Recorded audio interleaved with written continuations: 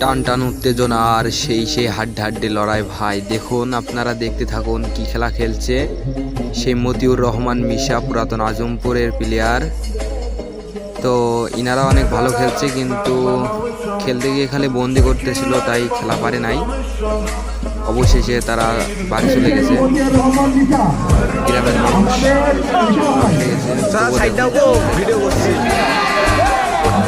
চাষাটা এসে পুরো ভিডিওটা আর স্পিডটা একবার দেখুন। খেলা হচ্ছে, অস্থির একটি শট দিয়েছে, তো এক শটে গোল। বলতে বিশাল হারের গুটি খেলা। সাইডে আর হাস্যকর, এদিকে গুটি দেখিয়ে দিল রেফারি। তো এখানে দেখা যাক কি আসে।